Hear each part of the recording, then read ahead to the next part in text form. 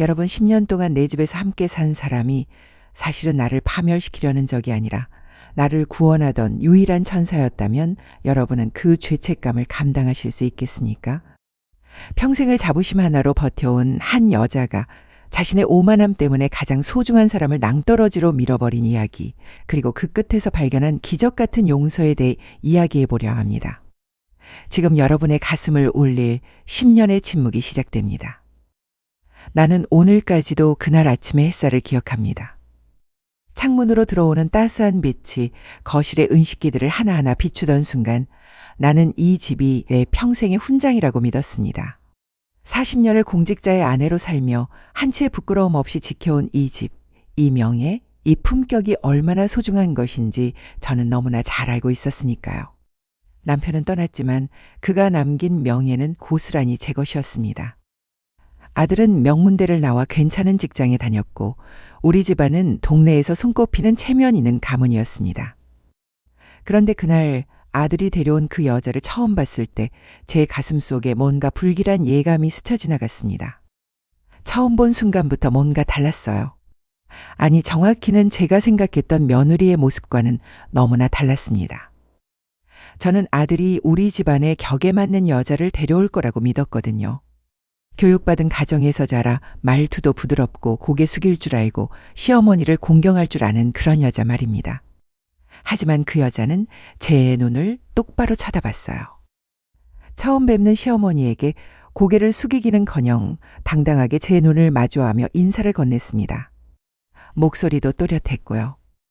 제가 생각하기에 며느리란 조금은 수줍어해야 하고 시댁 앞에서는 조심스러워야 하는 건데 그 여자의 태도에선 그런 겸손함을 찾아볼 수가 없었습니다.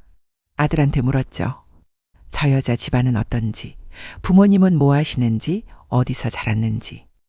아들은 그저 사랑한다는 말만 되풀이했습니다. 사랑? 사랑이 밥 먹여줍니까? 사랑이 가문의 명예를 지켜줍니까? 저는 그런 허황된 감정보다 현실적인 조건들이 훨씬 중요하다고 생각했습니다. 결혼식 날 저는 더 확신했습니다. 신부 측 하객들을 보는 순간 제 얼굴이 화끈거렸어요. 허름한 옷차림에 말투도 거칠고 품위라고는 찾아볼 수 없는 사람들이었습니다. 신부 아버지는 공사장에서 일한다고 했고 어머니는 식당에서 일한다고 했습니다. 물론 직업에 귀천이 없다는 건 저도 압니다. 하지만 우리 집안과는 너무나 다른 세계였어요. 저는 그날 웃으며 하객들을 맞이했지만 속으로는 이가 갈렸습니다. 저 여자가 우리 집안에 들어오면 우리 가문의 품격이 떨어질 거라는 생각뿐이었어요. 결혼식이 끝나고 집으로 돌아오는 길, 저는 남편의 영정사진 앞에 앉아 한참을 울었습니다. 여보, 우리 아들이 근본도 없는 여자한테 속았어요. 우리가 평생 쌓아온 이 명예가 저 여자 때문에 무너질 것 같아요. 신혼 첫날부터 저는 그 여자를 경계했습니다. 며느리가 우리 집 안방으로 짐을 들여놓는 걸 보면서도 마음이 불편했어요. 저 여자가 이제 이 집의 안주인 행세를 하겠구나 싶었거든요. 그래서 저는 일부러 더 까다롭게 굴었습니다.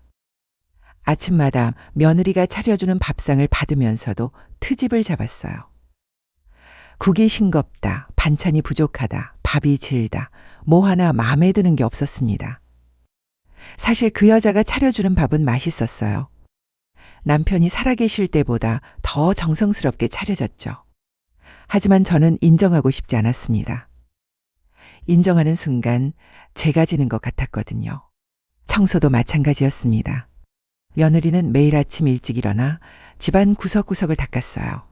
유리창에 손때 하나 없을 정도로 깨끗하게 닦고 마루도 반질반질하게 광이 날 때까지 닦았습니다.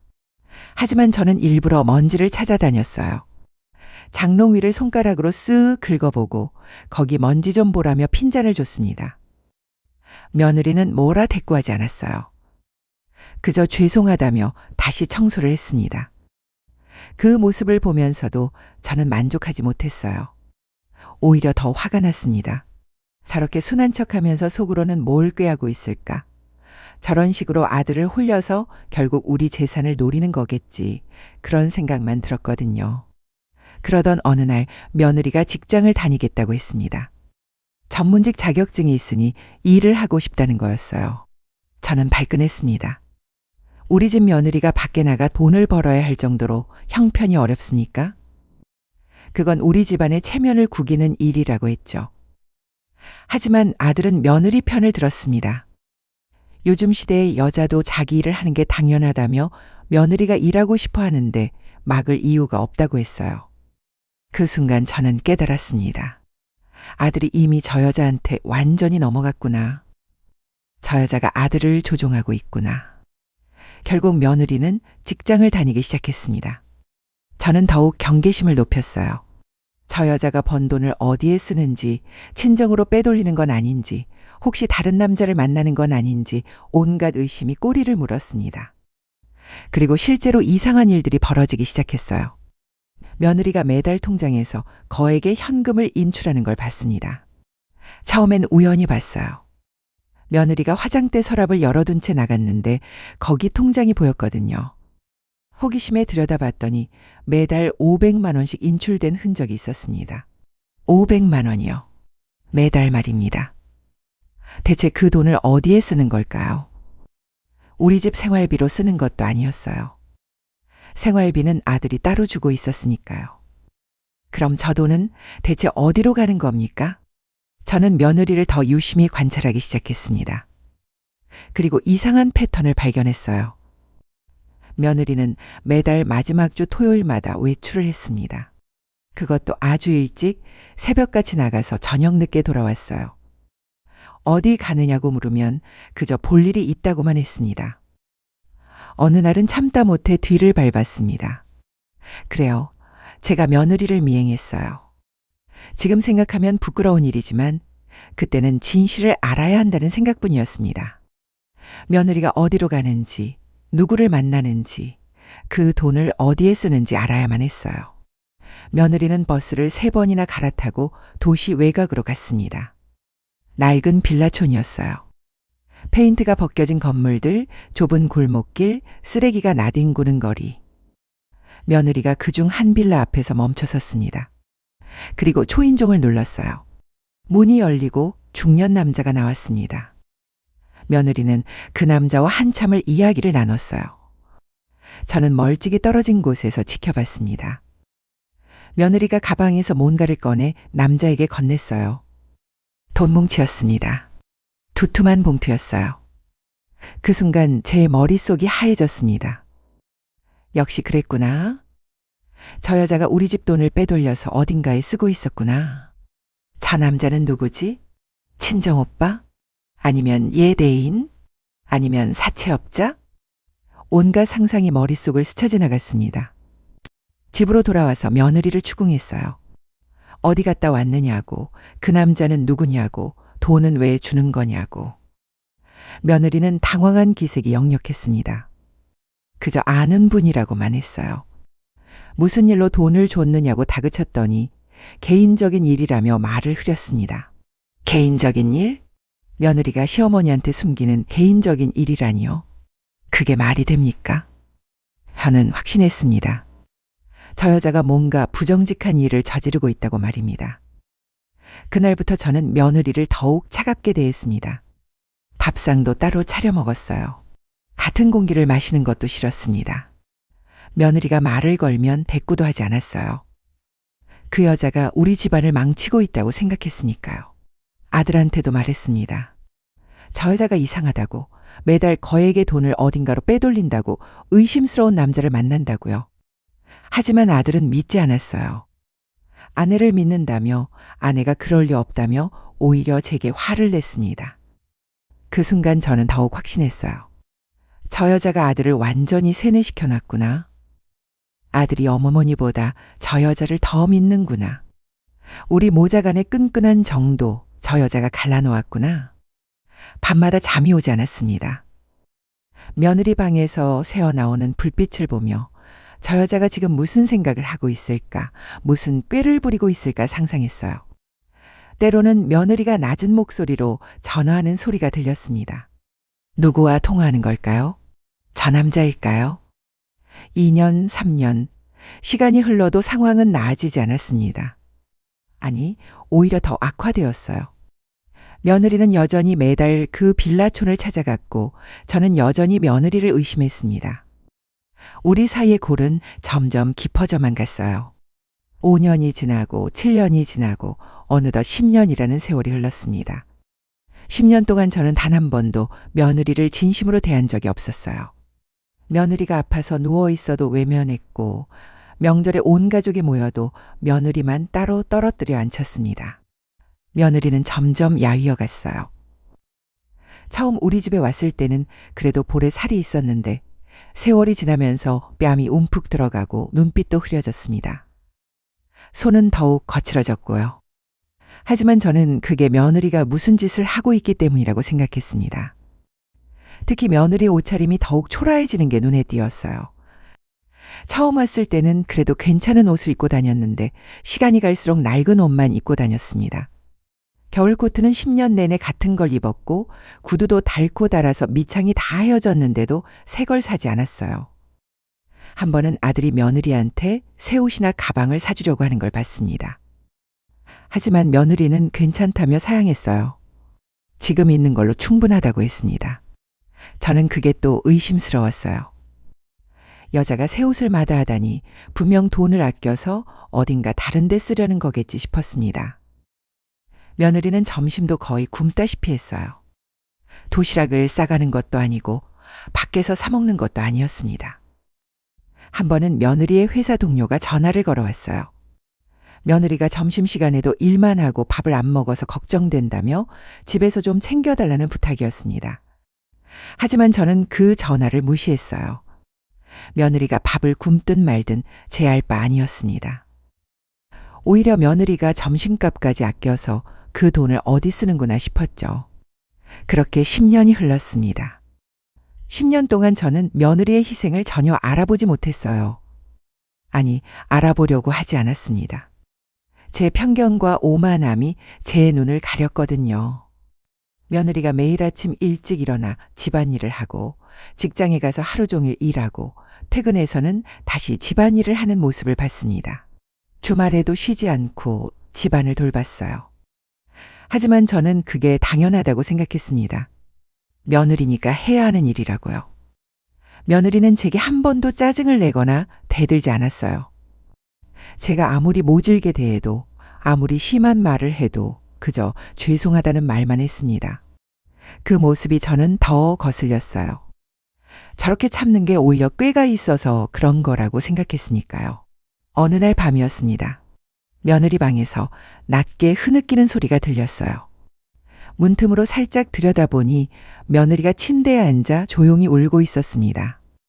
손에는 낡은 공책 같은 게 들려 있었어요. 아주 잠깐 동안 제 마음이 흔들렸습니다. 저 여자도 힘든가? 저 여자도 사람인데 외롭고 서러울까? 하지만 저는 곧 그 생각을 떨쳐냈어요. 아니야, 저건 다 거짓이야. 저렇게 불쌍한 척해서 동정을 얻으려는 거야. 그리고 며느리 방에서 나와 제 방으로 돌아왔습니다. 그날 밤 제 베개는 눈물로 젖었지만 그게 며느리에 대한 연민 때문이 아니라 제 자신에 대한 분노 때문이었다고 저는 스스로를 속였습니다. 봄이 가고 여름이 오고 가을이 지나고 겨울이 왔습니다. 계절은 바뀌어도 우리 집의 냉랭한 공기는 변하지 않았어요. 아니, 시간이 갈수록 더 차가워졌습니다. 며느리와 저 사이에는 보이지 않는 얼음벽이 있었고 그 벽은 날이 갈수록 더 두꺼워졌습니다. 그러던 어느 날이었습니다. 평범한 화요일 오후였어요. 저는 거실에서 TV를 보고 있었습니다. 며느리는 아직 퇴근 전이었고 아들은 출장 중이었어요. 집에는 저 혼자였습니다. 그때 초인종이 울렸습니다. 누구지? 택배인가? 문을 열었더니 정장을 입은 두 남자가 서 있었어요. 그들은 자신들을 법원 집행관이라고 소개했습니다. 법원 집행관? 무슨 일로 여길 찾아온 거죠? 제가 묻자 그들은 압류 집행 영장을 보여줬습니다. 이 집이 채무 변제를 못해서 압류된다는 거였어요. 뭐라고요? 제가 귀를 의심했습니다. 무슨 채무요? 우리 집에 무슨 빚이 있단 말입니까? 거기에는 남편의 이름이 적혀 있었습니다. 남편이 다른 사람의 보증을 섰다가 그 사람이 잠적하는 바람에 거액의 빚을 떠안게 됐다는 내용이었어요. 그 빚이 얼마나 되는지 아십니까? 8억 원이었습니다. 8억 원. 저는 그 자리에서 주저앉을 뻔했어요. 남편이 언제 그런 보증을 섰죠? 저한테는 한마디도 안 했는데요. 집행관들은 이미 10년 전에 판결이 났고 그동안 변제가 이루어지지 않아서 이제 강제 집행을 할 수밖에 없다고 했습니다. 10년 전이라고요. 남편이 돌아가신 게 10년 전이었어요. 그럼 남편은 이 빚을 안고 세상을 떠난 건가요? 그리고 저는 10년 동안 그 사실도 모르고 살았단 말입니까? 집행관들은 거실로 들어왔습니다. 그리고 하나하나 물건들의 빨간 딱지를 붙이기 시작했어요. TV에, 소파에, 식탁에, 장롱에. 제가 평생 아끼고 갖고 온 이 집의 모든 것들에 빨간 딱지가 붙어갔습니다. 안 돼요. 안 돼. 저는 외쳤습니다. 이건 제 집이에요. 제 인생이에요. 이걸 빼앗아가면 저는 어떻게 살라는 겁니까? 하지만 집행관들은 냉정했어요. 법대로 집행할 뿐이라고 했습니다. 그때 남편의 영정사진에도 빨간 딱지가 붙었습니다. 그 순간 제 안에 뭔가가 무너져 내렸어요. 여보, 당신이 나한테 이런 짓을 했어요? 당신이 나를 이렇게 만든 거예요? 저는 영정사진을 붙들고 통곡했습니다. 집행관들이 떠나고 저는 빨간 딱지가 붙은 집안을 멍하니 바라봤습니다. 이게 뭡니까? 이게 대체 무슨 일입니까? 제가 평생 지켜온 이 명예가, 이 체면이, 이 자부심이 한순간에 무너져 버렸어요. 그리고 문득 생각이 들었습니다. 며느리가 이 사실을 알고 있었을까? 혹시 며느리가 이 빚을 알면서도 숨기고 있었던 건 아닐까? 아니면 며느리가 이 기회를 노리고 있었던 건 아닐까? 그래요. 분명 며느리가 뭔가 알고 있었을 거예요. 저 여자가 매달 돈을 빼돌린 것도, 수상한 남자를 만난 것도 다 이것과 관련이 있을 거라고 확신했습니다. 며느리가 우리 집을 파산시키려고 꾸민 일이라고 생각했어요. 저는 며느리가 퇴근하기만을 기다렸습니다. 그리고 집에 들어서는 며느리를 보자마자 소리쳤어요. 당신이 한 짓이 뭐야? 이게 다 당신 때문 아니야? 며느리는 당황한 표정으로 무슨 일이냐고 물었습니다. 저는 거실을 가리켰어요. 이게 보이지 않아? 이 빨간 딱지들이 안 보여? 우리 집이 압류됐어. 8억이라는 빚 때문에. 며느리의 얼굴이 창백해졌습니다. 입술이 파르르 떨렸어요. 하지만 저는 그게 두려움 때문이 아니라 들킨 것에 대한 당황 때문이라고 생각했습니다. 당신이 알고 있었지? 저는 다그쳤어요.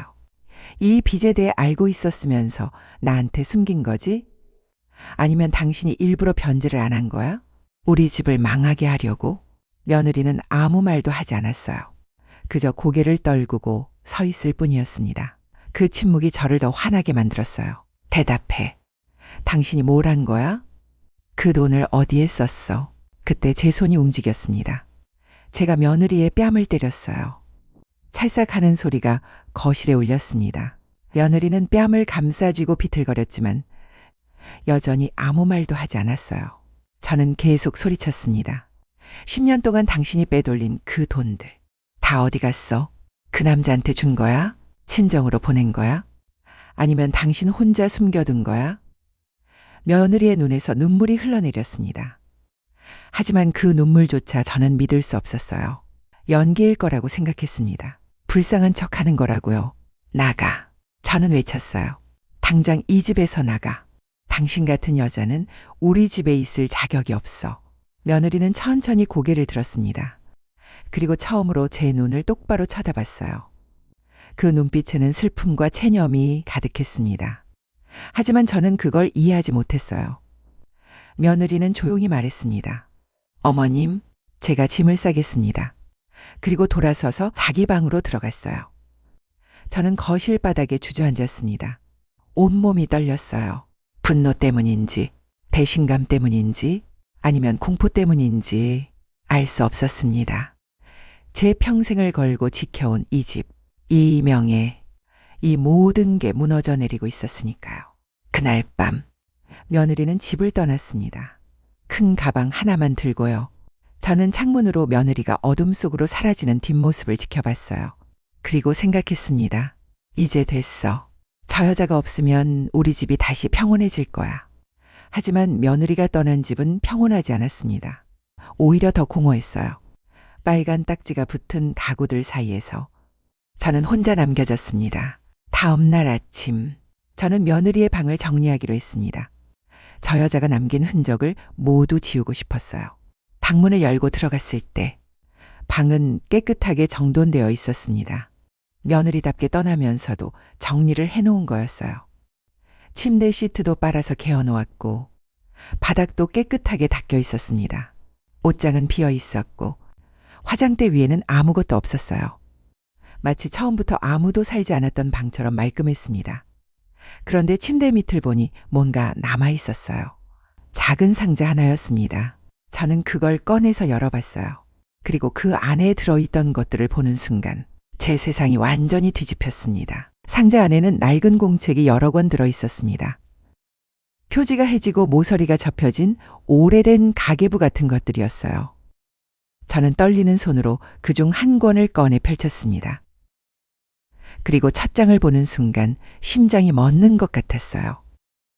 거기에는 날짜와 함께 빽빽하게 숫자들이 적혀 있었습니다. 입금, 출금, 잔액. 하지만 이건 일반적인 가계부가 아니었어요. 맨 위에 큰 글씨로 이렇게 적혀 있었거든요. 시아버님 채무 변제 기록. 시아버님 채무 변제 기록이라고요? 저는 다시 한번 그 글자를 확인했습니다. 분명히 그렇게 적혀 있었어요. 제 손이 더욱 심하게 떨렸습니다. 이게 무슨 뜻입니까? 다음 장을 넘겼습니다. 거기에는 상세한 내역이 적혀 있었어요. 2015년 3월 15일 김철수 씨에게 300만 원 변제. 2015년 4월 20일 박영희 씨에게 500만 원 변제. 2015년 5월 25일 이순자 씨에게 400만 원 변제. 페이지마다 이런 기록들이 빼곡했습니다. 매달 빠짐없이 누군가에게 돈을 갚았다는 기록이었어요. 적게는 200만 원에서 많게는 700만 원까지. 10년 동안 끊임없이 계속된 변제의 흔적이었습니다. 저는 다른 공책들도 하나씩 꺼내봤어요. 모두 똑같았습니다. 2016년, 2017년, 2018년 매년 한 권씩 정리된 가계부였어요. 그리고 그 안에는 끝없는 변제 기록들이 담겨 있었습니다. 마지막 공책 2024년도 것을 펼쳤을 때 거기에는 짧은 메모가 적혀 있었습니다. 며느리의 손글씨였어요. 저는 그 글을 읽기 시작했습니다. 오늘로 정확히 10년이 됐다. 시아버님이 남기신 8억 원의 빚 중 이제 남은 건 2억 원. 처음 이 사실을 알았을 때 그 막막함이 아직도 생생하다. 결혼하고 한 달도 안 돼서 법원에서 날아온 서류를 받았을 때 나는 무너질 뻔했다. 시어머님께 말씀드려야 하나 고민했다. 하지만 시어머님은 평생을 그 집과 명예를 지키며 사셨다. 시아버님이 돌아가시고 그것만이 시어머님께 남은 유일한 자부심이셨다. 그걸 빼앗을 수는 없었다. 그래서 나는 혼자 감당하기로 했다. 내 자격증으로 돈을 벌고 친정 부모님께서 남겨주신 작은 유산도 모두 쏟아부었다. 점심을 굶는 건 아무것도 아니었다. 새 옷을 사지 않는 것도 괜찮았다. 시어머님만 편안하시다면. 저는 공책을 읽으면서 눈물이 흘러내리는 걸 느꼈습니다. 하지만 믿을 수가 없었어요. 이게 정말일까? 며느리가 정말 10년 동안 혼자서 그 빚을 갚아왔단 말입니까? 상자 안에는 공책들 말고도 다른 것들이 더 들어있었습니다. 영수증 뭉치들이었어요. 빚을 갚았다는 확인서들, 채권자들이 직접 서명한 변제 확인서들. 하나하나가 모두 진짜였습니다. 저는 그 서류들을 펼쳐보기 시작했어요. 김철수라는 이름이 적힌 변제 확인서. 그 사람이 바로 제가 며느리를 미행했을 때 봤던 그 남자였습니다. 며느리가 낡은 빌라촌에서 만났던 그 중년 남자 말이에요. 그때 며느리가 그 남자에게 건넨 돈 뭉치는 부정한 거래가 아니었습니다. 그건 시아버지의 빚을 갚는 변제금이었어요. 그리고 그 남자는 옛 애인도 친정 오빠도 아니었습니다. 단지 남편이 보증을 섰던 채권자 중 한 명이었을 뿐입니다. 10년 동안 제가 며느리를 의심하고 감시했던 그 모든 순간들이 주마등처럼 스쳐 지나갔습니다. 며느리가 매달 인출하던 거액의 현금, 그건 친정으로 보내는 돈이 아니었어요. 빚을 갚기 위한 돈이었습니다. 며느리가 매달 마지막 주 토요일마다 찾아갔던 낡은 빌라촌들. 그건 불륜의 현장이 아니었어요. 채권자들이 사는 곳이었습니다. 며느리는 한 사람 한 사람을 직접 찾아가 고개를 숙이고 돈을 갚았던 거예요. 저는 다른 공책을 꺼냈습니다. 이건 가계부가 아니라 일기장 같았어요. 며느리가 중간중간 적어놓은 짧은 글들이 있었습니다. 저는 떨리는 목소리로 그 글들을 읽기 시작했습니다. 2015년 4월 3일. 오늘 시어머님께서 제가 만든 된장찌개가 맛없다고 하셨다. 남편 생전에 드시던 것과 다르다고. 나는 사실 요리책을 보고 정성껏 만들었는데 시어머님 입맛에는 맞지 않았나 보다. 내일은 간을 더 세게 해봐야겠다. 오늘 점심은 편의점 김밥으로 때웠다. 500원을 아꼈으니 이것도 빚 갚는 데 보태야지. 2015년 6월 10일. 회사 동료들이 저녁 모임을 하자고 했다. 가고 싶었지만 사양했다. 저녁 한 끼 값이면 3만 원. 그 돈이면 채권자 한 분께 조금이라도 더 드릴 수 있다. 퇴근길에 혼자 편의점 컵라면을 먹었다. 외롭지만 괜찮다. 시어머님이 편안하게 주무시는 게 더 중요하니까. 2016년 1월 15일. 겨울 코트가 너무 낡아서 출근길에 부끄러웠다. 하지만 새 코트를 사려면 30만 원은 있어야 하는데 그 돈으로는 이씨 아저씨께 한 달치 이자라도 갚을 수 있다. 코트는 내년에도 입을 수 있지만 빚은 하루라도 빨리 갚아야 한다. 2016년 8월 20일. 오늘 시어머님께서 내 방을 청소하다가 먼지를 발견하셨다며 크게 화를 내셨다. 나는 매일 청소를 하는데도 시어머님 눈에는 항상 부족한가 보다. 괜찮다. 시어머님은 평생 깨끗한 집에서 사셨으니 당연한 기준이실 거다. 내가 더 열심히 하면 된다. 2017년 3월 5일. 친정 어머니께서 편찮으시다는 연락을 받았다. 병원비가 필요하다고 하셨는데 나는 도와드릴 형편이 안 된다. 내가 버는 돈은 모두 시댁 빚을 갚는 데 들어간다. 어머니께 죄송하다는 말밖에 할 수 없었다. 전화를 끊고 한참을 울었다. 2017년 11월 30일. 시어머님께서 내가 직장을 다니는 게 집안 체면을 깎는다고 하셨다. 하지만 일을 그만두면 빚을 갚을 수가 없다. 나는 시어머님께 거짓말을 했다. 일이 재미있어서 다닌다고. 사실은 한 달에 한 번도 웃지 못할 만큼 힘들지만 이 일을 그만둘 수는 없다. 2018년 5월 12일. 회사 후배가 결혼을 한다며 축의금을 모은다고 했다. 다른 사람들은 모두 10만 원씩 냈는데 나는 3만 원밖에 낼 수 없었다. 후배가 섭섭해하는 것 같아 마음이 아팠다. 하지만 7만 원이면 박씨 할머니께 드릴 수 있는 돈이다. 후배에게 미안하지만 선택의 여지가 없었다. 2019년 2월 8일. 설날인데도 시어머님은 나를 명절 준비해서 배제하셨다. 친척들이 올 텐데 내가 음식을 만들면 집안 망신이라고 하셨다. 나는 부엌 한 구석에서 설거지만 했다. 외롭고 서러웠지만 시어머님이 친척들 앞에서 체면을 지키시는 게 중요하다. 그분의 자부심만큼은 내가 지켜드리고 싶다. 2019년 7월 22일. 오늘 시어머님께서 내 통장을 보셨다. 매달 거액이 빠져나가는 걸 의심하셨다. 나는 대답하지 못했다. 진실을 말씀드리면 시어머님이 받으실 충격이 너무 클 것 같았다. 시어머님은 지금도 이 집이 안전하다고 믿고 계신다. 그 믿음을 깨뜨릴 수는 없다. 2020년 4월 15일. 코로나 때문에 회사 사정이 어려워졌다. 월급이 삭감됐다. 하지만 채권자분들께는 꾸준히 갚아야 한다. 이번 달은 하루 2끼만 먹기로 했다. 아침을 걸으면 점심까지 버틸 수 있고 저녁만 먹으면 된다. 건강이 조금 나빠졌지만 참을 만하다.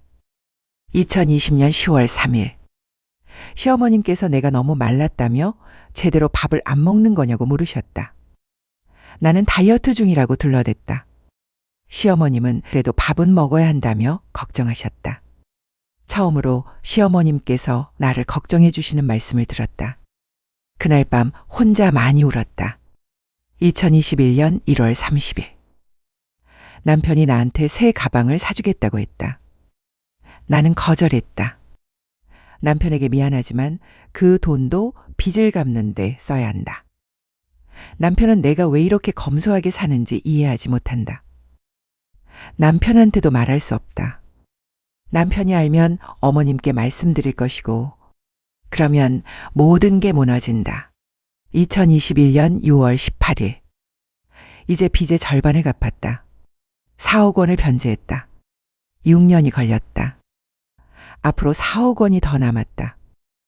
아마 또 6년은 걸릴 것이다. 그때쯤이면 나는 50살이 된다. 하지만 괜찮다. 시어머님께서 이 집에서 편안하게 사실 수 있다면 내 청춘쯤은 기꺼이 바칠 수 있다. 2022년 3월 25일. 오늘 친정아버지께서 돌아가셨다. 장례식장에 가고 싶었지만 시어머님께서 허락하지 않으셨다. 우리 집안 사람이 그런 초라한 장례식장에 가는 건 체면이 안 선다고 하셨다. 나는 전화로만 조문을 했다.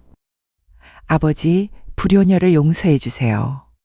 2022년 9월 10일. 구두 밑창이 완전히 닳아서 걸을 때마다 발이 아프다.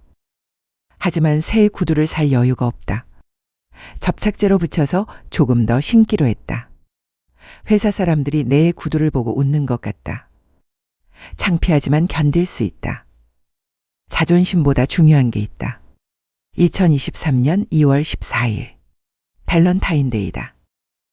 회사 사람들은 모두 초콜릿을 주고받는다. 나는 남편에게 줄 초콜릿도 살 수 없었다. 대신 손편지를 썼다. 남편이 좋아해 줄까? 남편은 내가 왜 이렇게 사는지 모른다. 알려줄 수도 없다. 2023년 8월 5일. 드디어 6억 원을 갚았다. 이제 2억 원만 남았다. 끝이 보인다. 하지만 오늘 법원에서 압류집행 통지서가 왔다. 변제 기한이 지났다며 강제 집행을 한다고 한다. 10년을 버텨왔는데 이제 와서 무너지는 건가? 어떻게 해야 할까? 2023년 11월 20일. 변호사를 만났다. 지금까지 갚은 돈을 증명하면 집행을 유예받을 수 있다고 했다. 하지만 법원에 제출하려면 시어머님께 사실을 알려야 한다. 나는 결정하지 못하고 있다. 시어머님의 평온을 지킬 것인가? 아니면 이 집을 지킬 것인가? 2024년 1월 8일. 결국 집행을 막지 못했다. 내가 갚은 6억 원은 인정받지 못했다. 공식 채권자가 아닌 개인들에게 갚은 돈이라 법적 효력이 없다고 한다. 결국 이 집은 압류될 것이다. 나는 10년을 헛되이 보낸 걸까? 2024년 3월 30일. 오늘 시어머님께서 나를 때리셨다. 이 모든 게 내 탓이라고 하셨다. 나는 변명하지 않았다. 시어머님께 10년간의 진실을 말씀드릴 용기가 없었다. 차라리 내가 나쁜 사람으로 남는 게 낫겠다. 시어머님께서 나를 원망하시면서라도 마음의 평안을 찾으신다면 2024년 3월 31일. 오늘 집을 나왔다. 시어머님께서 나가라고 하셨다. 나는 10년 동안 이 집을 지키려고 노력했지만 결국 실패했다. 미안하다. 시아버님, 제가 최선을 다했지만 부족했습니다. 시어머님, 언젠가 진실을 아시게 되면 저를 용서해 주세요. 저는 공책을 덮었습니다. 손이 너무 떨려서 더 이상 글자를 읽을 수가 없었어요. 눈물이 멈추지 않았습니다. 이게 사실입니까? 며느리가 정말 10년 동안 이런 삶을 살았단 말입니까? 저는 며느리가 점심을 거르던 이유를 이제 알았습니다. 저는 며느리가 낡은 옷을 입던 이유를 이제 알았습니다. 저는 며느리가 매달 거액을 인출하던 이유를, 낡은 빌라촌을 찾아다니던 이유를, 모든 것을 이제 알았습니다. 며느리는 제 적이 아니었어요. 며느리는 우리 집을 파산시키려는 도둑이 아니었습니다. 며느리는 10년 동안 혼자서 우리 집을 지켜온 유일한 은인이었어요. 그런데 저는 그 며느리를 의심하고 냉대하고 감시하고 결국엔 내쫓았습니다. 상자 안에는 마지막으로 한 장의 편지가 들어 있었습니다. 봉투에는 이렇게 적혀 있었어요. 어머님께. 저는 떨리는 손으로 봉투를 뜯었습니다. 어머님, 제가 이 편지를 쓰는 지금 어머님은 아직 진실을 모르고 계실 겁니다. 어쩌면 영원히 모르실 수도 있겠죠. 하지만 만약 이 편지를 읽고 계신다면 아마도 모든 것이 끝난 후일 것입니다. 10년 전 결혼하고 처음으로 법원 서류를 받았을 때 저는 도망치고 싶었습니다. 8억이라는 빚 신혼부부가 감당하기에는 너무나 큰 금액이었으니까요. 하지만 남편을 보니 도망칠 수가 없었습니다. 남편은 어머님을 너무나 사랑했고 어머님께 이 사실을 알리는 것을 두려워했습니다. 남편과 상의 끝에 우리는 어머님께 알리지 않기로 했습니다. 어머님은 평생을 그 집과 가문의 명예를 지키며 사셨으니까요. 시아버님이 남기신 그 집이 어머님께는 삶의 전부였습니다. 그걸 빼앗을 수는 없었습니다. 처음 2년은 남편과 함께 갚으려고 했습니다. 하지만 남편의 사업이 어려워지면서 저 혼자 감당해야 했습니다. 괜찮았습니다. 제게는 전문 자격증이 있었고 일할 능력이 있었으니까요. 어머님, 제가 직장을 다니겠다고 했을 때 어머님께서 반대하셨던 거 기억하시나요? 집안 체면이 깎인다고 하셨죠. 저는 어머님께 거짓말을 했습니다. 일이 재미있어서 다닌다고. 사실은 그 돈이 없으면 빚을 갚을 수가 없었습니다. 매달 500만 원씩 저는 제 월급 전부와 친정에서 받은 유산을 쏟아부었습니다. 점심을 거르고 옷을 사지 않고 모든 것을 포기하면서 돈을 모았습니다.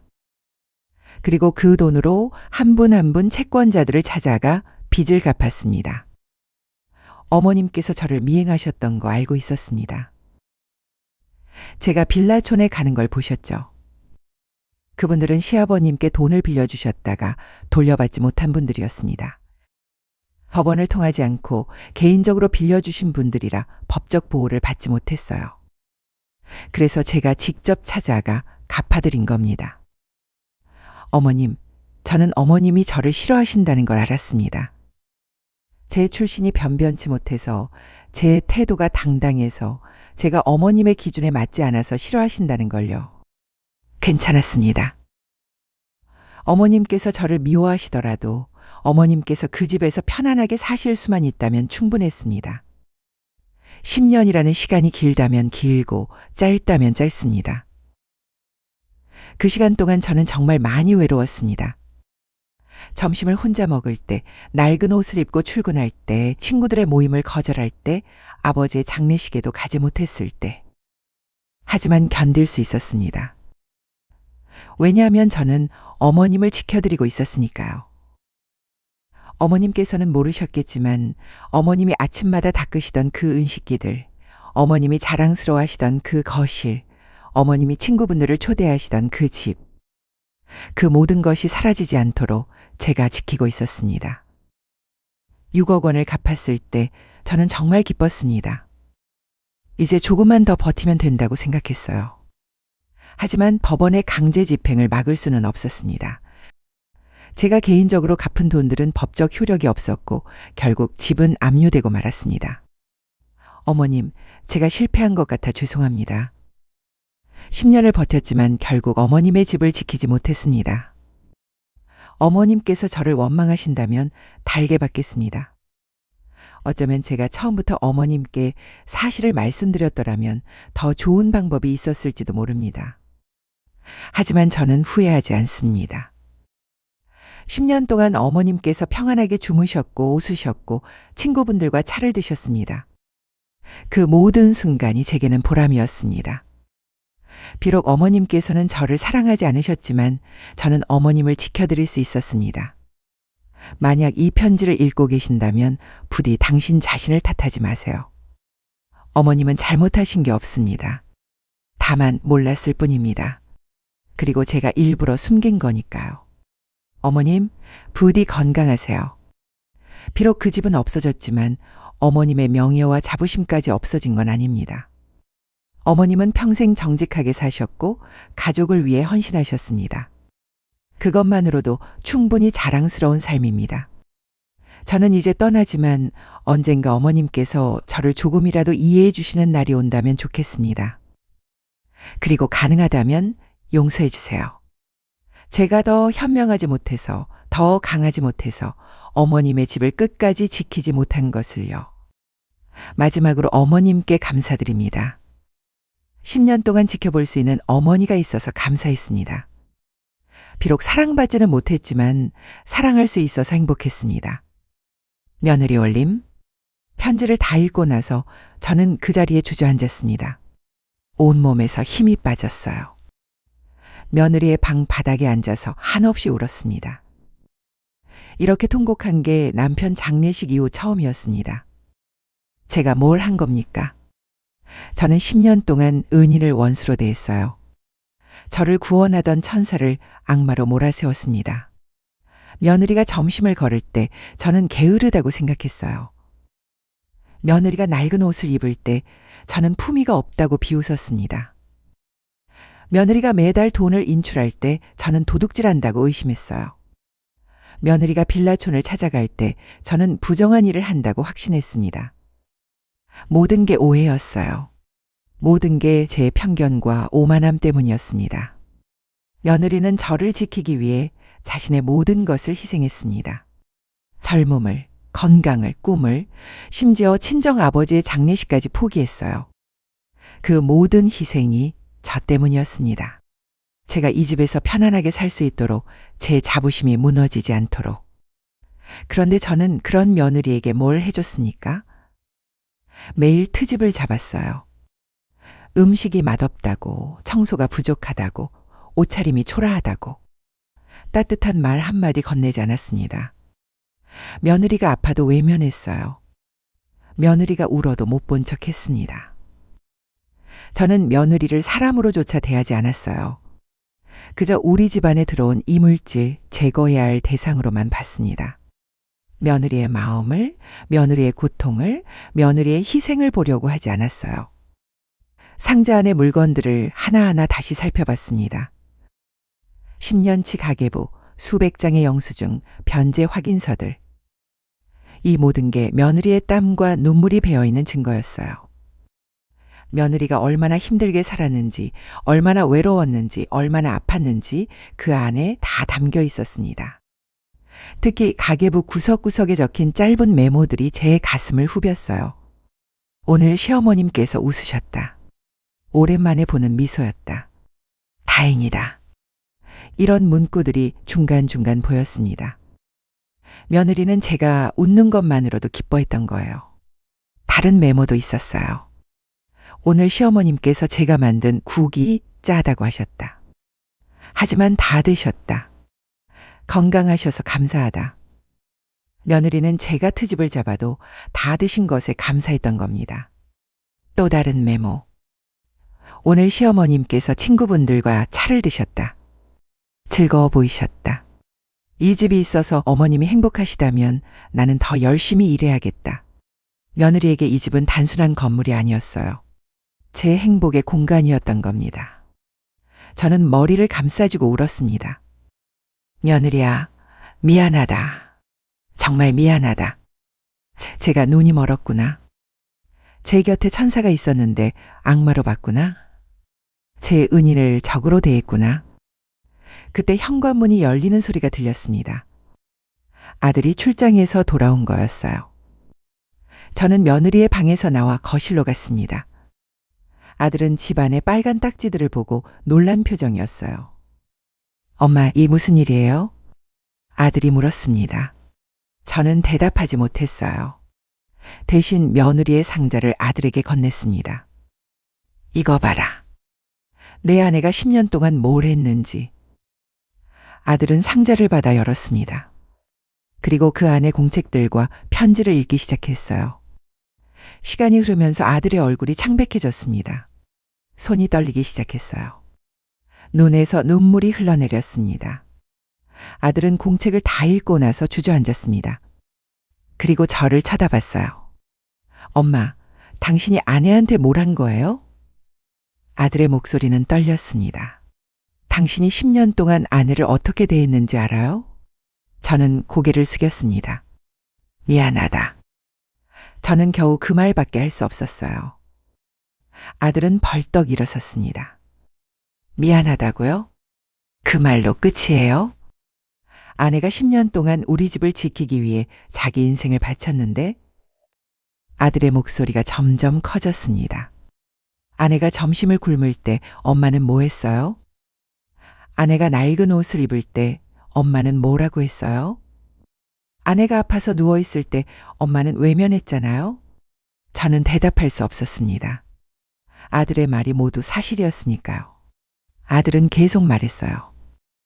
아내가 아버지 빚을 갚느라 자기 아버지 장례식도 못 갔어요.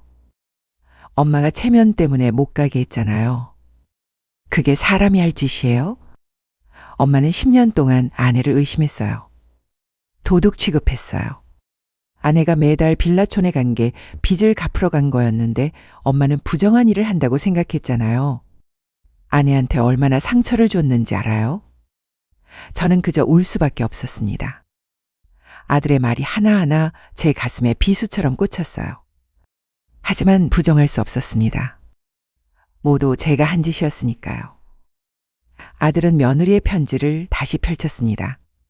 그리고 떨리는 목소리로 읽기 시작했어요. 비록 어머님께서는 저를 사랑하지 않으셨지만 저는 어머님을 지켜드릴 수 있었습니다. 이 부분을 읽을 때 아들의 목소리가 끊겼어요. 엄마, 들렸어요? 아들이 물었습니다. 아내는 엄마를 사랑했어요. 엄마가 아내를 미워했는데도 아내는 엄마를 지키기 위해 모든 걸 바쳤어요. 그런데 엄마는 아내를 내쫓았잖아요.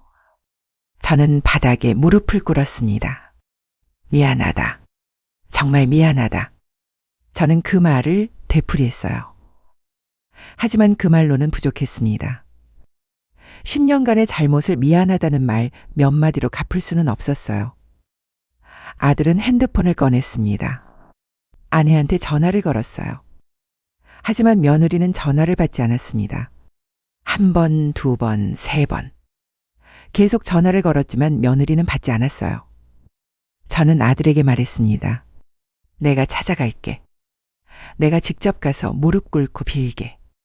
며느리를 다시 데려올게. 하지만 어디로 가야 할지 몰랐어요. 며느리가 어디로 갔는지 어디서 지내는지 알 수가 없었습니다. 그날 밤 저와 아들은 잠을 이루지 못했습니다. 며느리를 찾아야 했어요. 며느리에게 사죄해야 했습니다. 하지만 어떻게 찾아야 할지, 어떻게 용서를 구해야 할지 막막했습니다. 다음 날 아침 저는 며느리가 다니던 직장에 전화를 걸었습니다. 하지만 며느리는 이미 퇴사한 뒤였어요. 어디로 갔는지도 알려주지 않았다고 했습니다. 친구들한테도 연락했지만 아무도 며느리의 행방을 몰랐어요. 며느리는 완전히 사라진 것 같았습니다. 마치 처음부터 존재하지 않았던 사람처럼 흔적도 없이 떠나버렸어요. 저는 며느리가 마지막으로 찾아갔던 빌라촌들을 하나하나 찾아다니기 시작했습니다. 첫 번째로 찾아간 곳은 김철수 씨의 집이었습니다. 제가 며느리를 미행했을 때 봤던 그 낡은 빌라였어요. 초인종을 누르자 중년 남자가 문을 열었습니다. 며느리가 만났던 바로 그 사람이었어요. 저는 고개를 숙이고 인사했습니다. 안녕하세요. 저는 며느리의 시어머니입니다. 혹시 며느리가 어디 있는지 아십니까? 김철수 씨는 저를 의아한 눈빛으로 바라봤어요. 며느리요? 그분 연락처는 제가 모릅니다. 김철수 씨가 말했습니다. 그분은 매달 찾아오셔서 돈을 갚으셨어요. 10년 동안 한 번도 거르지 않으셨죠. 그런데 지난달부터 연락이 끊겼습니다. 저는 김철수 씨에게 물었어요. 며느리가 얼마나 힘들어 보였습니까? 김철수 씨는 잠시 생각하더니 대답했습니다. 처음 오셨을 때가 기억나네요. 비가 억수같이 쏟아지는 날이었는데 그분이 흠뻑 젖어서 찾아오셨어요. 우산도 없이 말입니까? 제가 놀라서 물었어요. 김철수 씨는 고개를 끄덕였습니다. 네, 우산을 살 돈도 아까우셨나 봅니다. 그날 제가 수건을 드렸는데 그분이 고맙다며 눈물을 흘리시더라고요. 그 말을 듣는 순간 제 가슴이 찢어지는 것 같았습니다. 며느리가 비를 맞으면서도 우산 하나 사지 못할 만큼 힘들게 살았다니. 그리고 전 그런 며느리를 도둑으로 의심했어요. 김철수 씨는 계속 말했습니다. 그분은 정말 대단한 분이에요. 시어머니께서 이 사실을 모르시게 하려고 얼마나 조심하셨는지 아십니까? 매번 오실 때마다 시어머님 건강은 어떠시냐고 물으셨어요. 그리고 제가 혹시라도 댁으로 연락하거나 찾아가면 안 된다고 신신당부하셨습니다. 시어머님께서 충격받으실까봐 걱정하시더라고요. 저는 그분의 부탁대로 한 번도 연락하지 않았습니다. 저는 김철수 씨에게 고개를 숙였습니다. 감사합니다. 그리고 죄송합니다. 제가 며느리를 오해했습니다. 김철수 씨는 저를 위로했어요. 이제라도 아셨으니 다행입니다. 그분을 꼭 찾으세요. 다음으로 박영희 씨를 찾아갔습니다. 역시 낡은 주택가에 사는 할머니였어요. 문을 열자 70대로 보이는 할머니가 나왔습니다. 무슨 일이세요? 할머니가 물었어요. 저는 며느리 이야기를 꺼냈습니다. 혹시 제 며느리를 아십니까? 매달 돈을 갚으러 오던 사람입니다. 박영희 할머니는 아 하며 고개를 끄덕였어요. 그 착한 아가씨 말이군요. 박영희 할머니는 저를 집 안으로 들였습니다. 그리고 차를 대접하며 말했어요. 그 아가씨는 정말 효녀예요. 시어머니를 위해 자기 인생을 다 바쳤더라고요. 제가 그렇게 훌륭한 며느리는 처음 봤습니다. 할머니는 서랍에서 낡은 수첩을 꺼냈습니다. 이것 좀 보세요. 그 아가씨가 돈을 갚을 때마다 제가 적어놓은 거예요. 한 번도 안 빠뜨리고 오셨어요. 아프거나 힘들어도 꼭 찾아오셨죠. 수첩을 넘기며 박영희 할머니가 말했습니다. 2018년 겨울이었어요. 그 아가씨가 감기에 걸려서 열이 펄펄 끓는데도 찾아오셨어요. 제가 병원 가라고 했더니 괜찮다며 돈을 주고 가시더라고요. 제가 그때 그 아가씨한테 물었어요. 왜 이렇게까지 하느냐고. 시어머니한테 말하고 같이 해결하면 되잖냐고요. 그런데 그 아가씨가 뭐라고 했는지 아세요? 저는 고개를 저었습니다. 박영희 할머니는 눈시울을 붉히며 말했어요. 시어머님은 평생 그 집을 지키며 사셨어요. 그게 어머님의 유일한 자부심이에요. 제가 그걸 빼앗을 수는 없어요. 그렇게 말하더라고요. 할머니의 말을 듣는 순간 저는 그 자리에서 울음을 터뜨렸습니다. 며느리는 정말 저를 위해 모든 것을 희생했던 거예요. 그런데 저는 며느리를 한 번도 따뜻하게 대해주지 않았습니다. 박영희 할머니가 제 손을 잡았어요. 이제라도 알게 되셨으니 다행이에요. 그 아가씨를 꼭 찾아서 용서를 구하세요. 그 아가씨는 용서해 줄 거예요. 그만큼 마음이 넓은 사람이니까요. 저는 할머니께 감사 인사를 하고 집을 나섰습니다. 그리고 다음 채권자를 찾아갔어요. 이순자 씨, 최민호 씨, 정혜숙 씨. 며느리가 10년 동안 찾아다녔던 모든 사람들을 하나하나 만났습니다. 그들은 모두 며느리를 칭찬했어요. 그렇게 성실한 사람은 처음 봤다고, 시어머니를 얼마나 생각하는지 모른다고, 정말 효녀라고. 그 말을 들을 때마다 제 가슴은 더 아팠습니다. 어떤 분은 이런 이야기를 해주셨어요. 며느리가 어느 날 찾아왔는데 신발 밑창이 다 떨어져 있더래요. 맨발이 보일 정도로 닳았는데도 새 신발을 사지 않고 그걸 신고 다녔답니다. 또 어떤 분은 며느리가 겨울에도 얇은 코트만 입고 다녔다고 했어요. 추워 보여서 걱정했는데 며느리는 괜찮다며 웃기만 했답니다. 그 웃음 뒤에 얼마나 큰 고통이 숨어 있었는지 저는 몰랐어요. 채권자들을 만나면서 저는 며느리의 심년을 조금씩 알게 됐습니다. 며느리가 얼마나 외로웠는지, 얼마나 힘들었는지, 얼마나 슬펐는지. 그 모든 것이 제 잘못 때문이었다는 것도요. 하지만 며느리의 행방은 아무도 몰랐습니다. 마지막으로 만난 게 2달 전이라는 사람, 1달 전이라는 사람. 그 이후로는 아무도 며느리를 보지 못했어요. 며느리는 완전히 사라진 것 같았습니다. 집으로 돌아오는 길, 저는 무거운 발걸음을 옮겼습니다. 며느리를 찾을 수 있을까? 며느리가 저를 용서해 줄까? 아니, 제가 용서를 구할 자격이나 있을까? 그런 생각들로 머릿속이 복잡했어요. 집에 도착하니 아들이 기다리고 있었습니다. 아내 찾았어요? 아들이 다급하게 물었어요. 저는 고개를 저었습니다. 아무도 며느리가 어디 있는지 모르더구나. 아들은 좌절한 표정으로 소파에 주저앉았습니다.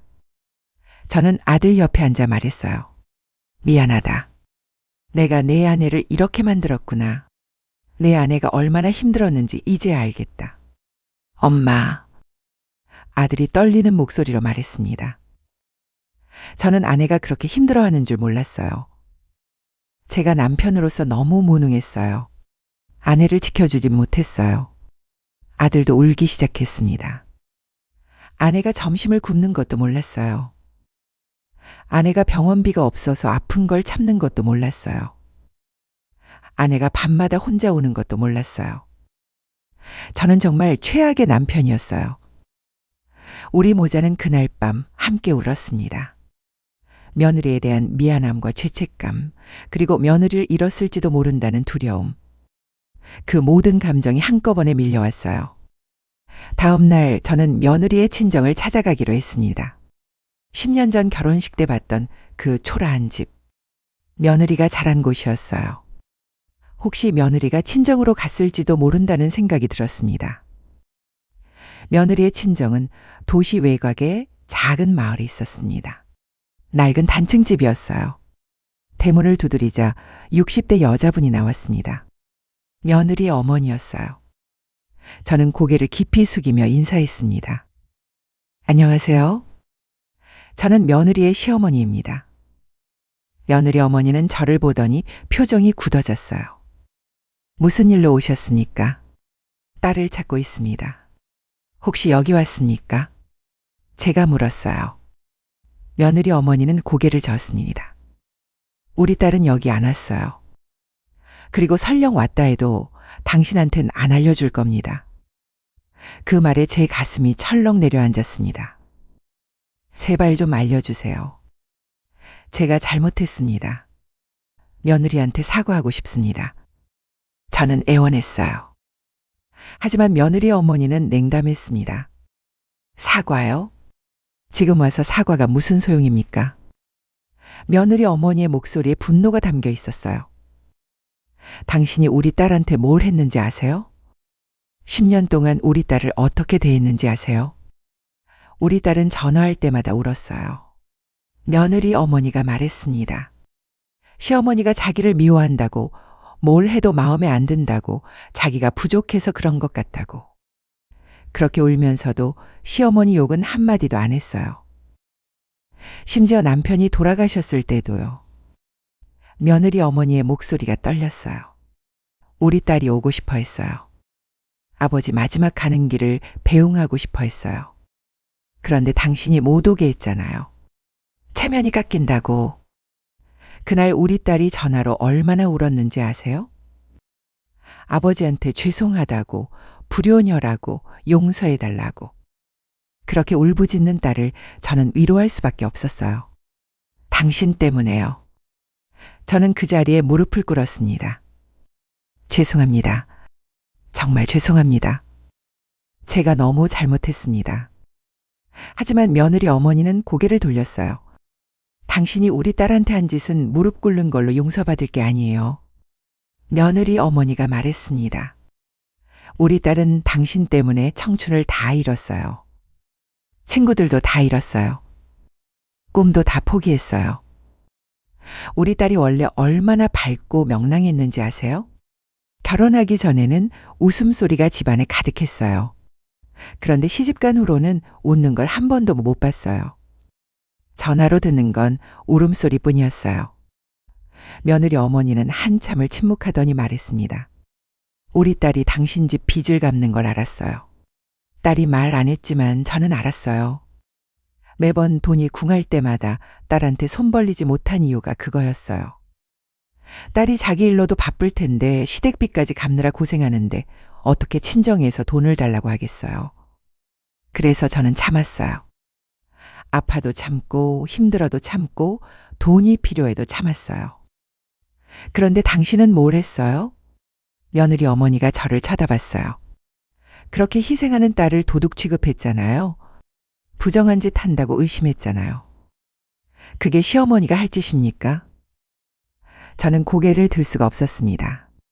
며느리 어머니의 말이 모두 사실이었으니까요. 정말 죄송합니다. 제가 정말 잘못했습니다. 며느리를 꼭 찾아서 사죄하고 싶습니다. 며느리 어머니는 한숨을 쉬었습니다. 우리 딸은 여기 없어요. 어디 있는지 저도 몰라요. 한 달 전에 전화 한 통 받았는데 그게 마지막이었어요. 엄마 사랑해. 그 말만 하고 끊더라고요. 그 말을 듣고 저는 더욱 불안해졌습니다. 며느리가 혹시 위험한 생각을 하는 건 아닐까? 10년간의 고통이 너무 컸을 텐데 극단적인 선택을 하는 건 아닐까? 그런 두려움이 밀려왔어요. 며느리 어머니는 저를 빤히 쳐다보다가 말했습니다. 우리 딸을 찾으면 제대로 대해주세요. 이제라도 며느리로, 아니 사람으로 대해주세요. 그게 안 되면 차라리 찾지 마세요. 알겠습니다. 저는 약속했어요. 며느리를 찾으면 제대로 대하겠습니다. 아니, 며느리가 아니라 제 딸처럼 대하겠습니다. 며느리 어머니는 더 이상 말이 없었어요. 저는 고개를 숙이고 그 집을 나왔습니다. 돌아오는 길에 저는 많은 생각을 했습니다. 며느리가 얼마나 외로웠을까? 시댁에서는 미움받고 친정에는 걱정 끼칠까봐 말도 못하고 그 외로움을 견디며 10년을 버텼다는 게 믿기지 않았어요. 집에 돌아오니 아들이 현관에서 저를 기다리고 있었습니다. 엄마, 아내 회사 동료한테 연락이 왔어요. 아들의 목소리가 떨렸어요. 아내가 한 달 전에 회사 사람들한테 작별 인사를 했대요. 작별 인사라니? 제가 놀라서 물었어요. 아들은 고개를 끄덕였습니다. 그동안 고마웠다고 건강하게 살라고 그런 말을 했대요. 마치 먼 곳으로 떠나는 사람처럼요. 그 말에 저는 더욱 불안해졌습니다. 며느리가 정말 어디론가 떠난 걸까요? 아니면 더 나쁜 일을? 생각하기도 싫은 최악의 상황이 머릿속을 스쳤어요. 아들과 저는 그날부터 며느리를 찾기 위해 모든 노력을 기울였습니다. 며느리의 친구들, 동료들, 지인들을 모두 만났어요. 하지만 아무도 며느리의 행방을 몰랐습니다. 경찰서에도 가봤습니다. 실종 신고를 하려고요. 하지만 성인이 스스로 떠난 경우는 신고가 어렵다고 했어요. 특별한 위험 상황이 아니면 찾기 힘들다고 했습니다. 일주일이 지나고 2주가 지나고 한 달이 지났습니다. 며느리는 여전히 나타나지 않았어요. 저는 매일 며느리의 방에 들어가 그 상자를 들여다봤습니다. 며느리의 글씨가 적힌 가계부를 읽으며 눈물을 흘렸어요. 특히 며느리가 마지막으로 남긴 편지를 반복해서 읽었습니다. 어머님, 부디 건강하세요. 그 문장을 읽을 때마다 제 가슴이 찢어지는 것 같았어요. 며느리는 마지막까지 저를 걱정했는데 저는 며느리를 내쫓았습니다. 어느 날 밤 저는 남편의 영정 앞에 앉았습니다. 여보, 제가 큰 죄를 지었어요. 당신이 남긴 빚을 혼자 갚아주던 며느리를 내쫓았어요. 이제 며느리를 찾을 수가 없어요. 저는 어떻게 해야 할까요? 남편의 사진은 아무 말이 없었습니다. 하지만 저는 남편이 뭐라고 할지 알 것 같았어요. 당신 잘못이요. 당신이 눈을 떴어야 했소. 당신이 며느리를 제대로 봤어야 했소. 그런 말을 할 것 같았습니다. 맞아요. 모두 제 잘못이에요. 저는 영정 앞에서 통곡했습니다. 제가 오만했어요. 제가 편견에 사로잡혔어요. 제가 눈이 멀어서 진실을 보지 못했어요. 이제 어떻게 하면 될까요? 그때 아들이 방으로 들어왔습니다. 엄마, 그만 우세요. 아들이 제 어깨를 감싸 안았어요. 우리 아내를 꼭 찾을 거예요. 그리고 무릎 꿇고 용서를 빌 거예요. 하지만 며느리를 찾을 수 있을까요? 제가 물었어요. 아들은 고개를 끄덕였습니다. 찾아야 해요. 반드시 찾아야 해요. 아내 없이는 살 수 없어요. 저도 엄마도요. 그날 밤 저는 며느리에게 편지를 썼습니다. 비록 며느리가 어디 있는지 몰라서 보낼 수는 없었지만 제 마음을 담아 글을 썼어요. 며느리야. 이제 와서 며느리라고 부를 자격도 없지만 그래도 이렇게 불러본다. 미안하다. 정말 미안하다. 10년 동안 너를 오해했다. 너를 미워했다. 너를 의심했다.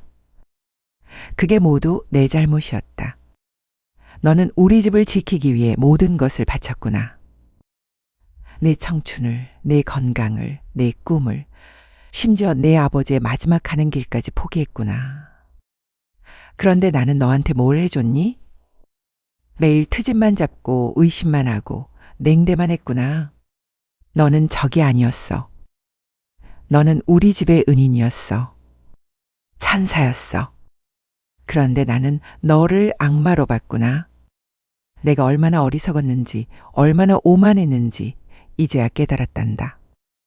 며느리야, 제발 돌아와다오. 제발 나한테 한 번만 더 기회를 다오. 내가 제대로 된 시어머니가 되어줄게. 아니, 네 엄마가 되어줄게. 네가 그토록 원했던 따뜻한 가족을 만들어줄게. 이 집은 이제 내 집이야. 이 집은 내가 10년 동안 지켜준 집이야. 여기는 내가 있어야 할 곳이야. 제발 돌아와다오. 제발. 편지를 다 쓰고 나니 눈물로 글씨가 번져 있었습니다. 저는 그 편지를 며느리의 방서랍에 넣어뒀어요. 언젠가 며느리가 돌아오면 이 편지를 보여줄 생각이었습니다. 하지만 며느리는 돌아오지 않았어요. 한 달이 지나고 2달이 지나고 석 달이 지났습니다. 봄이 가고 여름이 왔지만 며느리는 여전히 나타나지 않았습니다. 저는 매일 며느리를 찾아다녔어요. 며느리가 다녔던 길을, 며느리가 앉았던 자리를, 며느리가 울었던 곳을 하나하나 찾아다녔습니다.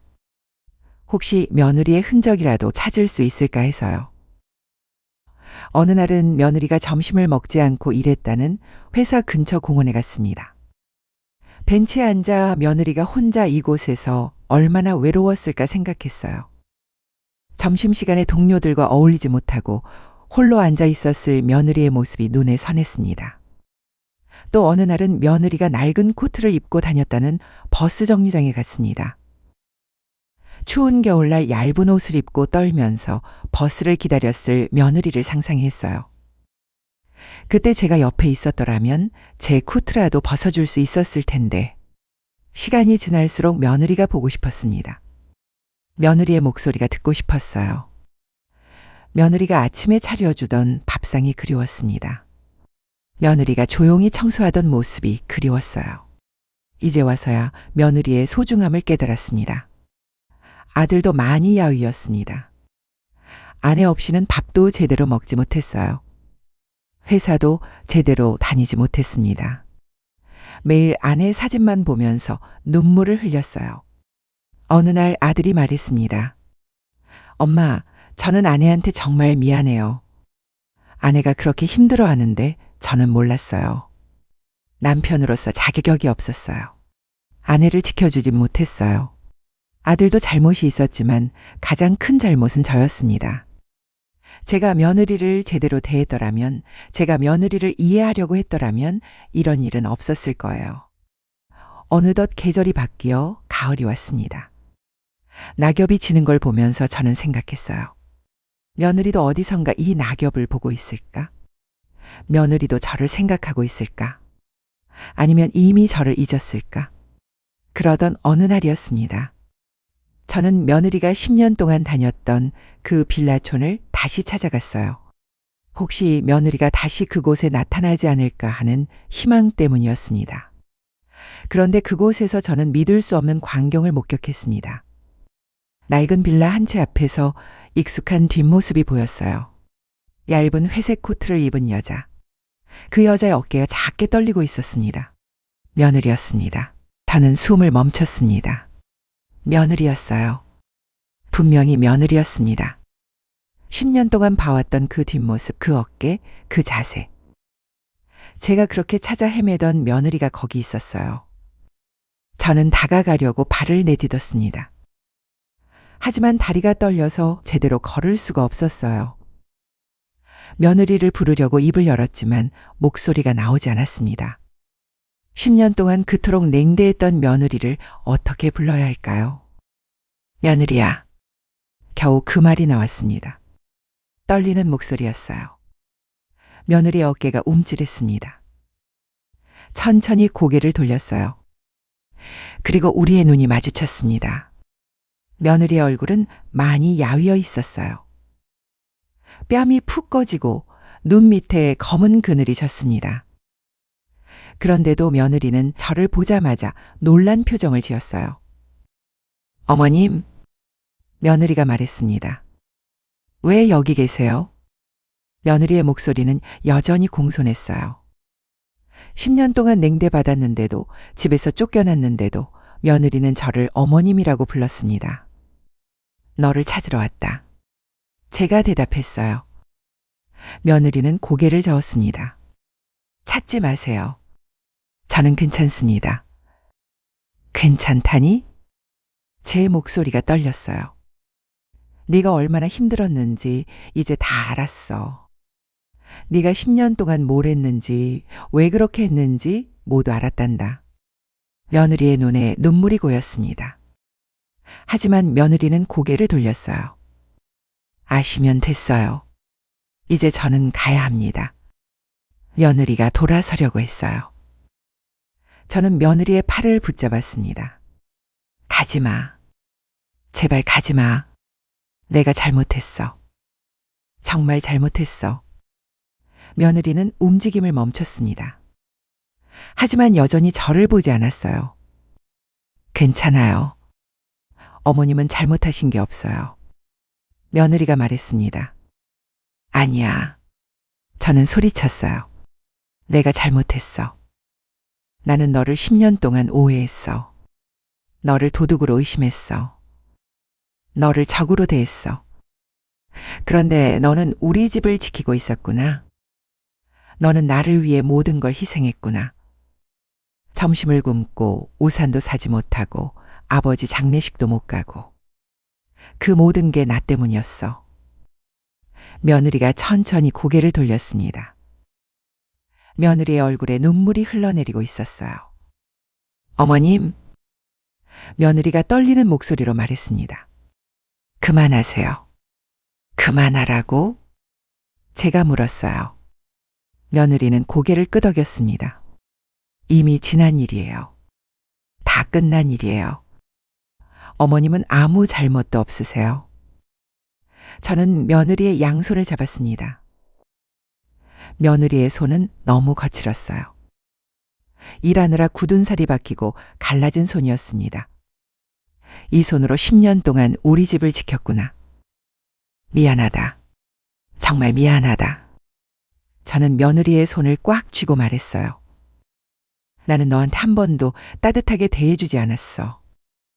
너를 며느리로 사람으로 대하지 않았어.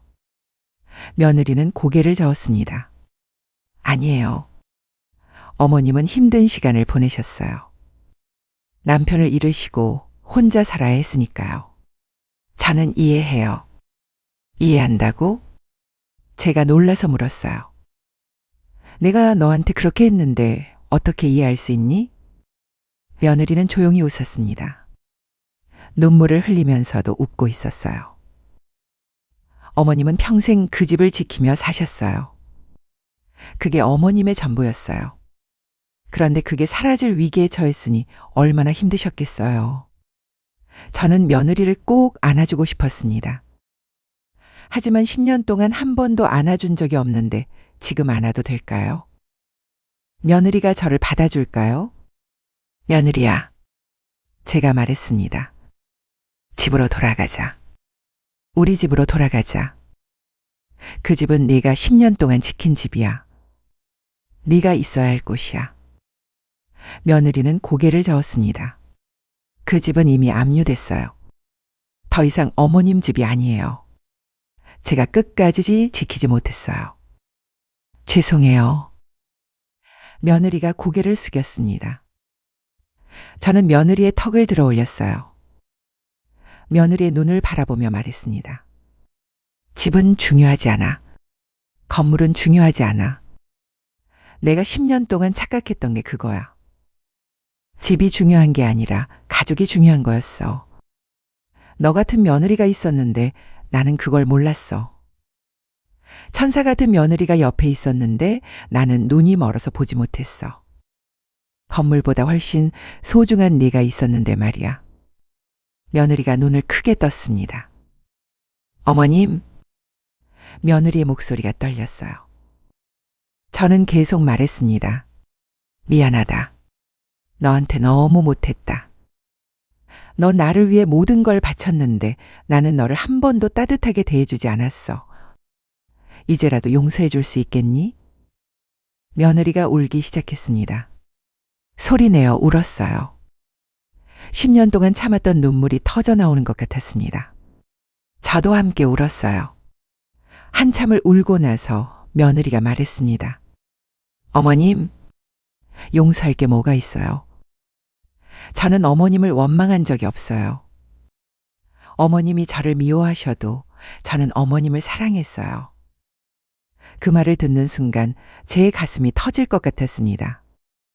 내가 그렇게 못되게 굴었는데 며느리는 나를 사랑했다고? 며느리는 정말 천사였어요.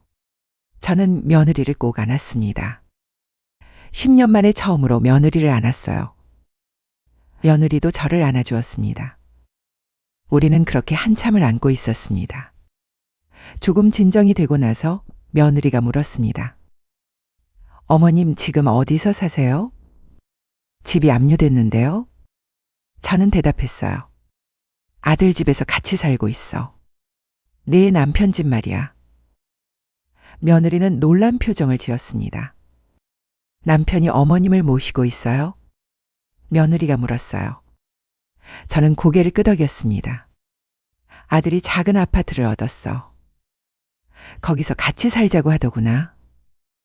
며느리 얼굴에 안도의 표정이 스쳤습니다. 다행이에요. 어머님이 혼자 안 계셔서 다행이에요. 며느리는 여전히 저를 걱정하고 있었어요. 너도 같이 가자. 제가 말했습니다. 아들이 너를 기다리고 있어. 우리 모두 너를 기다리고 있어. 며느리는 잠시 망설이더니 말했습니다. 저는 지금 일을 하고 있어요. 작은 식당에서 설거지를 하고 있어요. 거기 기숙사에서 지내고 있어요. 설거지라고? 제가 놀라서 물었어요. 며느리는 전문 자격증이 있잖아. 왜 설거지를 하니? 며느리는 쓸쓸하게 웃었습니다. 회사는 그만뒀어요. 더 이상 다닐 수가 없었어요. 그냥 조용히 일하고 싶었어요. 아무도 저를 모르는 곳에서요. 저는 며느리의 손을 다시 잡았습니다. 이제 그만하자. 더 이상 혼자 힘들어하지 마. 우리랑 같이 살자. 가족이랑 같이 살자. 며느리가 눈물을 흘리며 물었습니다. 제가 가도 될까요? 어머님이 저를 받아주실까요? 제가 손을 펴서 며느리의 얼굴을 감싸주었습니다. 며느리야, 너는 우리 가족이야. 아니, 너는 내 딸이야. 진짜 딸보다 더 소중한 내 딸이야.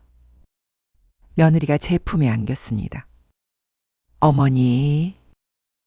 며느리가 처음으로 저를 어머니라고 불렀어요. 어머님이 아니라 어머니라고요. 그래, 딸아. 제가 대답했어요. 우리 집에 가자. 우리 집으로. 우리는 그날 함께 아들의 집으로 갔습니다. 아들은 아내를 보자마자 달려와 안았어요. 미안해. 정말 미안해. 아들이 울면서 말했습니다. 며느리도 남편을 안아주었어요. 괜찮아요. 이제 다 괜찮아요. 며느리가 말했습니다. 우리 셋은 그날 밤 함께 저녁을 먹었습니다. 작은 식탁에서 먹는 소박한 식사였어요. 하지만 그 어느 때보다 행복했습니다. 진짜 가족이 된 것 같았어요. 며느리가 말했습니다. 제가 요리할게요. 오랜만에 어머니께 맛있는 걸 해드리고 싶어요. 저는 며느리를 말렸어요. 아니야. 오늘은 내가 할게. 며느리는 쉬어. 며느리가 놀란 표정으로 저를 봤어요. 어머니가요? 네, 내가 할게. 저는 부엌으로 갔습니다. 사실 저는 요리를 잘못했어요. 남편이 살아계실 때도 며느리가 다 해줬으니까요. 하지만 오늘만큼은 제가 하고 싶었습니다. 며느리를 위해 뭔가 해주고 싶었어요. 저는 서툴게 찌개를 끓였습니다. 간이 맞는지도 잘 모르겠고 맛이 있는지도 모르겠어요. 하지만 정성을 다해서 만들었습니다. 며느리가 한 숟갈 떠먹었어요. 그리고 눈을 감았습니다. 눈물이 흘러내렸어요. 맛있어요. 며느리가 말했습니다. 정말 맛있어요. 어머니. 며느리는 그렇게 말하며 또 울었어요. 아마도 제가 처음으로 며느리를 위해 뭔가를 해준 거였을 겁니다. 10년 만에 처음으로요. 그날 밤 며느리는 작은 방에서 잤어요. 아들과 며느리의 방이었습니다. 저는 거실 소파에서 잤어요. 하지만 잠이 오지 않았습니다. 며느리 생각만 났어요. 며느리가 10년 동안 얼마나 힘들었을까? 며느리가 얼마나 외로웠을까? 그런 생각들이 머릿속을 떠나지 않았어요. 다음 날 아침, 며느리가 일찍 일어나서 아침을 준비했습니다. 저는 며느리를 도왔어요. 함께 부엌에서 아침을 만들었습니다. 며느리가 말했습니다. 어머니, 제가 다시 일을 시작하려고 해요. 예전 분야로요. 좋은 생각이야. 제가 대답했어요. 내 능력을 살려야지. 설거지는 내가 할 일이 아니야. 며느리가 웃었습니다. 10년 만에 보는 며느리의 환한 웃음이었어요. 그 웃음을 보니 제 가슴이 따뜻해졌습니다. 그런데 어머니, 며느리가 조심스럽게 말했습니다. 남은 빚은 어떻게 할까요? 아직 2억이 남았어요. 저는 며느리의 손을 잡았어요. 이제는 우리 셋이 함께 갚자. 너 혼자 짊어질 일이 아니야. 가족이니까 함께 해결하는 거야. 며느리의 눈에 또 눈물이 고였습니다. 감사해요. 어머니, 정말 감사해요. 아니야. 감사한 건 나야. 저는 며느리를 안아주었어요. 네가 우리 집에 와줘서 고마워. 네가 10년 동안 버텨줘서 고마워. 네가 나를 용서해줘서 고마워. 우리는 그렇게 안고 있었습니다. 진짜 모녀처럼요. 몇 달이 지났습니다. 며느리는 다시 일을 시작했어요. 예전 분야로 돌아가서 열심히 일했습니다. 아들도 더 열심히 일했어요. 저도 작은 일을 시작했습니다. 동네 어린이집에서 봉사활동을 했어요. 아이들을 돌보는 일이었습니다. 제 인생에서 처음으로 남을 위해 뭔가를 하는 것 같았어요. 우리 셋은 함께 빚을 갚기 시작했습니다. 매달 조금씩 함께 힘을 모아서요. 이제는 며느리 혼자가 아니었어요. 우리 가족 모두가 함께였습니다. 어느 일요일이었습니다. 우리 셋은 함께 공원에 갔어요. 날씨가 좋았습니다. 가을 햇살이 따뜻했어요. 벤치에 앉아서 우리는 도시락을 먹었습니다. 며느리가 만든 김밥이었어요. 정말 맛있었습니다. 며느리야, 제가 말했어요. 응? 며느리가 저를 봤습니다. 고맙다. 정말 고맙다. 네가 우리 가족이 되어줘서. 며느리가 웃으며 말했습니다. 어머니, 저야말로 감사해요. 저한테 가족을 주셔서. 저한테 집을 주셔서. 집은 건물이 아니었어요. 며느리가 말했습니다. 집은 사람이에요. 어머니와 남편이 있는 곳이 제 집이에요. 저는 며느리의 손을 잡았습니다. 그리고 아들의 손도 잡았어요. 우리 셋은 손을 잡고 앉아 있었습니다. 하늘을 보니 구름이 천천히 흘러가고 있었어요. 바람이 불어왔습니다. 며느리의 머리카락이 바람에 날렸어요. 저는 생각했습니다. 10년 동안 나는 뭘 했을까? 10년 동안 나는 무엇을 놓치고 살았을까? 내 곁에 이렇게 좋은 사람이 있었는데. 하지만 이제는 괜찮습니다. 늦었지만 깨달았으니까요. 늦었지만 고칠 수 있으니까요. 늦었지만 사랑할 수 있으니까요. 며느리가 제 어깨에 머리를 기댔습니다. 어머니, 응? 사랑해요. 저는 며느리를 꼭 안았습니다. 나도 사랑한다. 딸아, 정말 사랑한다. 그날 우리는 오래오래 공원에 앉아 있었습니다. 서로 의지하면서요. 가족처럼요. 아니, 진짜 가족으로요. 10년의 침묵이 끝났습니다. 10년의 오해가 풀렸습니다. 그리고 용서가 시작되었습니다. 진짜 가족이 되는 건 피가 아니라 마음이더라고요. 진짜 사랑은 완벽함이 아니라 용서더라고요. 진짜 집은 건물이 아니라 함께하는 사람들이더라고요. 이제 우리는 압니다. 서로를 이해합니다. 서로를 사랑합니다. 며느리는 이제 더 이상 며느리가 아닙니다. 제 딸입니다. 제 가족입니다. 제 전부입니다. 그리고 저는 이제 더 이상 무서운 시어머니가 아닙니다. 며느리의 어머니입니다. 며느리의 가족입니다. 10년의 시간이 우리를 갈라놓았지만 용서가 우리를 다시 하나로 만들었습니다. 늦었지만 괜찮습니다. 지금부터라도 잘하면 되니까요. 지금부터라도 사랑하면 되니까요. 지금까지 그래놀라였습니다. 구독과 좋아요는 큰 힘이 됩니다.